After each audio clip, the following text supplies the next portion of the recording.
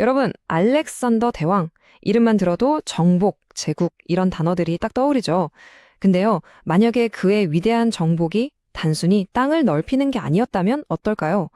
정복하러 떠났다가 오히려 자기 자신이 정복당해버린 알렉산더 그 자신을 바꾼 놀라운 여정, 그 이야기를 한번 따라가 보겠습니다. 지금 보시는 이 문장 정말 여화 같지 않나요? 무려 2300년 전에 이제 갓 20살이 된 젊은 지휘관이 마케도니아라는 정말 작은 왕국에서 출발해서 당시 사람들이 알고 있던 세계 전체를 정복하겠다고 나선 겁니다. 어마어마한 꿈이죠. 바로 이 지점에서 오늘의 이야기가 시작됩니다. 그의 목표가 과연 그냥 정복 그 자체였을까? 아니면 그 길 위에서 만난 것들이 그를 전혀 다른 사람으로 만들어버린 건 아닐까 하는 거죠. 이건 단순한 전쟁 이야기가 아니에요. 세상을 바꾸려던 한 남자가 역으로 세상에게 잠식당하는 뭐랄까 한편의 대서사시 같은 이야기입니다. 자, 그럼 그 거대한 변화를 이해하기 위해서 먼저 그가 뭘 가지고 시작했는지부터 봐야겠죠. 이 모든 걸 가능하게 만들었던 힘, 바로 그의 무시무시한 군대 이야기부터 시작해 보겠습니다. 알렉산더의 머릿속은 사실 아주 명확한 신념 하나로 가득 차 있었어요. 바로 그의 위대한 스승, 아리스토텔레스의 가르침이었죠. 그리스 문명만이 최고고 나머지는 전부 야만인이다. 그러니까 그의 첫 목표는 아주 단순했어요. 저 미개한 야만인들에게 위대한 그리스 문명을 전파하는 것. 물론 그 방법은 정복이었죠. 그 당시 군대라는 게 대부분 농부들이었거든요. 그러니까 농사 짓는 시기엔 전쟁을 못해요.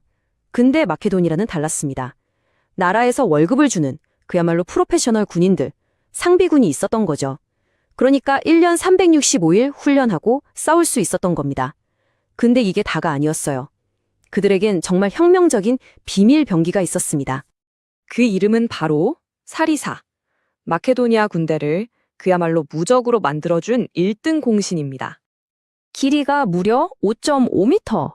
이게 감이 잘 안 오시죠? 아파트 한 2층 높이 정도 되는 창이라고 생각하시면 돼요. 이 압도적인 길이 때문에 적의 칼이나 창이 닿기 전에 전투는 이미 끝나버리는 겁니다. 정말 사기적인 무기였죠. 그리고 이 사리사를 들고 빽빽하게 뭉친 진영이 바로 고슴도치 팔랑크스입니다. 말 그대로 수백, 수천 개의 창날이 앞으로 향한 거대한 고슴도치가 돌진해 오는 거예요. 이걸 막을 수 있는 군대는 없었습니다. 공포 그 자체였죠. 자, 바로 이 막강한 힘을 가지고 알렉산더는 동쪽으로 향하기 시작합니다. 그런데 바로 여기서부터 이야기가 아주 흥미로운 방향으로 흘러가기 시작해요. 야만인들에게 그리스의 위대함을 보여주러 갔던 알렉산더가 오히려 그곳에서 자기 자신을 그리고 자신의 세계관을 송두리째 흔들어버리는 무언가를 마주하게 된 겁니다. 네, 그가 마주한 페르시아는 그가 상상했던 야만의 땅과는 정말 달랐습니다. 그의 오만했던 그리스 중심주의가 산산조각 나기 시작한 거죠. 한번 보세요. 2400km. 그러니까 서울에서 부산을 3번 왕복하는 거리를 단 일주일 만에 소식이 오가는 왕의 길이라는 정보망, 또 제국 전체를 23개 주로 나눠서 도장을 찍어서 공식 문서를 인증하는 엄청나게 체계적인 행정 시스템, 심지어 정복한 이집트의 신과 문화를 파괴하는 게 아니라 존중하는 그런 포용력까지. 이 모든 게 알렉산더에게 충격이었을 겁니다. 아, 내가 틀렸구나. 여긴 야만의 땅이 아니구나 하고 말이죠. 특히 이 카나트라는 기술을 보고는 정말 입이 떡 벌어졌을 거예요. 사막 한가운데서 농사를 짓게 만드는 기술이거든요.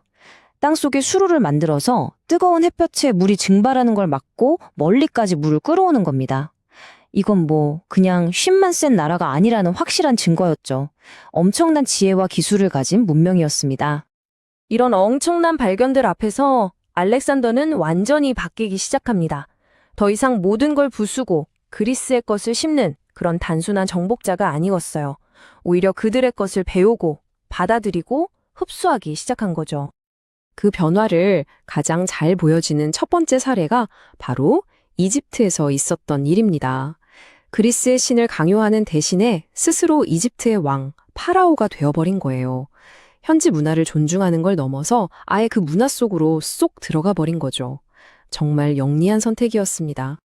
바빌론에서는 한술 더 뜹니다. 싸움 없이 평화롭게 입성하면서 이렇게 약속하죠.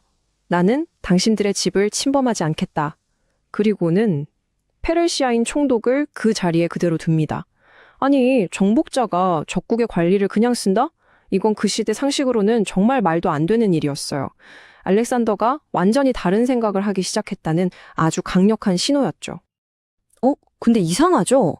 그렇게 포용적이던 사람이 왜 페르시아 제국의 심장, 페르세폴리스는 불태워버렸을까요?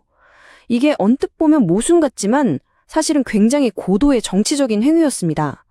페르시아 제국은 이제 끝났다. 새로운 시대의 주인은 바로 나, 알렉산더다. 라는 걸 모두에게 보여주는 아주 강력하고 상징적인 퍼포먼스였던 셈이죠. 자, 그리고 마침내 알렉산더는 자신의 최종 목표에 다다릅니다. 이건 이제 단순한 정복이나 통치를 넘어선 그야말로 융합이라는 비전이었어요. 그리스와 페르시아, 동양과 서양의 문화를 하나로 합치려는 아마 인류 역사상 가장 대담하고 급진적인 실험이었을 겁니다. 실제로 행동으로 옮겼습니다. 스스로 페르시아 스타일의 옷을 입기 시작했고요. 그리스 병사들과 페르시아 귀족들을 모아서 대규모 합동 결혼식을 열기도 했어요. 심지어 페르시아 사람들이 왕 앞에서 무릎을 꿇고 절하는 인사법까지 모든 사람에게 요구했습니다. 이제 우리는 하나다라는 걸 보여주려 한 거죠. 진짜 그 시대 기준으로 보면 파격 그 자체였습니다. 그런데 정말 아이러니하게도 이 위대한 비전에 가장 크게 반발한 건 정복당한 페르시아인들이 아니라 바로 자기 부하들, 마케도니아 병사들이었습니다. 그들 눈에는 자신들의 왕이 야만인 페르시아 문화에 완전히 빠져서 그리스의 자존심을 버린 약골처럼 보였던 거예요. 불만이 점점 쌓여가고 있었죠. 동서양의 융합이라는 이 어마어마한 꿈. 하지만 이 꿈은 결국 한계에 부딪히고 맙니다. 그의 거대한 야망은 어디서 멈추게 됐을까요? 그리고 그가 떠난 자리에 과연 무엇이 남았을까요? 그의 정복은 인도 베아스 강에서 멈춰 섭니다. 10년 넘게 싸우느라 지칠 대로 지친 군대가 더는 못 가겠다며 전진을 거부한 거죠. 기록에 따르면 알렉산더는 며칠 동안 텐트에서 나오지 않고 울었다고 해요. 결국 세계의 끝까지 가려던 그의 꿈은 그 꿈을 가능하게 했던 바로 그 군대에 의해 멈춰 선 겁니다. 그리고 얼마 지나지 않아 기원전 323년 그는 32살이라는 너무나 젊은 나이에 바빌론에서 열병으로 갑자기 세상을 떠납니다. 그러자 그가 평생을 바쳐 만든 거대한 제국은 정말 거짓말처럼 순식간에 갈기갈기 찢어져 버렸어요. 그가 만든 물리적인 제국은 그렇게 허무하게 끝나버렸습니다. 하지만 그의 이야기는 여기서 끝나지 않습니다. 그가 남긴 진짜 유산은 땅이나 도시가 아니었거든요. 바로 이 석관에 새겨진 그림을 보세요. 어제까지 서로를 죽이려던 그리스 병사와 페르시아 병사가 나란히 서서 함께 사양을 하고 있습니다. 이거야말로 그가 꿈꿨던 세상 아닐까요? 그의 육신과 제국은 사라졌지만 융합이라는 그의 위대한 생각, 이 사상의 제국은 이렇게 영원히 남게 된 겁니다. 2300년 전 한 젊은 정복자의 위대한 여정은 결국 오늘을 사는 우리에게 이 질문을 던지고 있습니다. 과연 우리는 우리와 다른 문명, 다른 생각을 가진 사람들과 함께 살아갈 수 있는가? 세상을 정복하려 떠났다가 오히려 세상의 다름을 배우고 자기 자신을 정복했던 남자. 어쩌면 진정한 의미의 정복이란 땅을 빼앗는 것이 아니라 서로의 다름을 이해하고 받아들이는 것에서 시작되는 게 아닐까요? 알렉산더의 미완의 꿈이 우리에게 남긴 숙제입니다.